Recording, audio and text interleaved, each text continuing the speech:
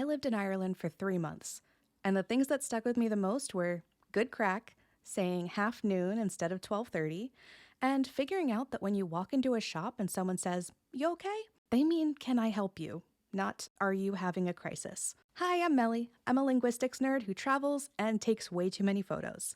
This is Wanderling, and today we're talking about Ireland. Specifically, what happened to the Irish language when most Irish people stopped speaking it? I found Dublin to be pretty easy to settle into. In some ways, it felt incredibly familiar. When I told someone I was originally from Boston, he said, the 33rd county. Ireland has 32 counties. Like many people from the Boston area, I have some Irish ancestry, and even if I didn't, I'd be able to see some similarities in Dublin. It reminded me a little of Southie, or parts of Dorchester near Savin Hill where I used to live. And the people are genuine, loyal, and not afraid to speak their minds. I didn't think of this combo as a regional trait until I moved to California, where strangers are friendly for no reason at all. My husband and I lived around the corner from the Teeling Distillery, which had a cafe we'd work from sometimes. Laptops, whiskey barrels, little sandwiches, and a latte. I learned to love espresso because what I knew of as coffee is drip coffee, and they don't bother with that junk over there.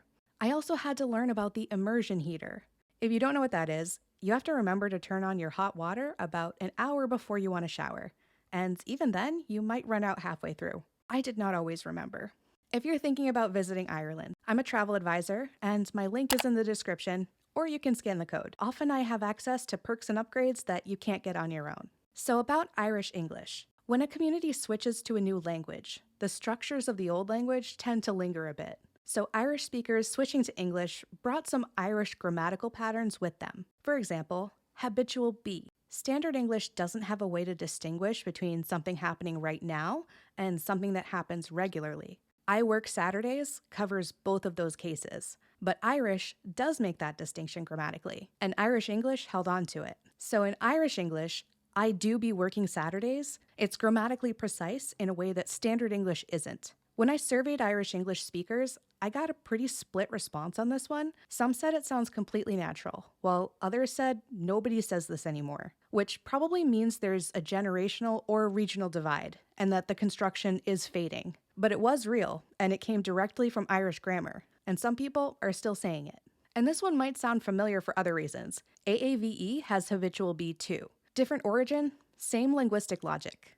More on that in another episode. Now, crack.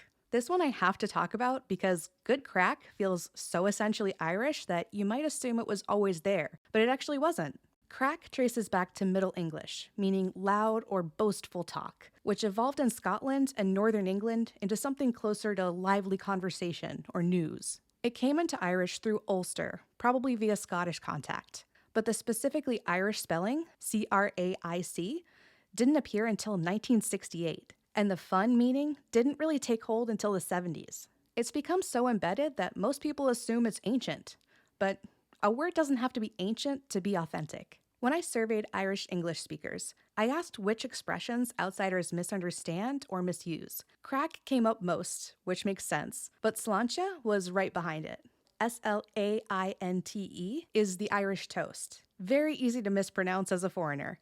And may the road rise to meet you gets used a lot by non-Irish people, especially around St. Patrick's Day, and apparently that is noticed. When I came home, I was still saying Irishisms like good crack and story horse without thinking much about it. But that habitual be we talked about is Irish grammar that survived the switch to English. And crack is an English word that went to Ireland, became Irish, and came back, carrying centuries of displacement with it. Most Irish people stopped speaking Irish, but a trace of it remains in their flavor of English. And there's a longer story behind why Irish is in the state that it's in, why a country's national language is one that most of its citizens can't speak. And we'll get to that in another episode. But the short version is, it wasn't an accident. If you're Irish and I got something wrong or right, I want to hear it in the comments. And if you have your own examples of Irish English that works differently than Standard English, drop them below because I know there are more that I missed. And if this is the kind of thing you want more of, make sure to subscribe to the channel. We have so much more to get into. Bye for now!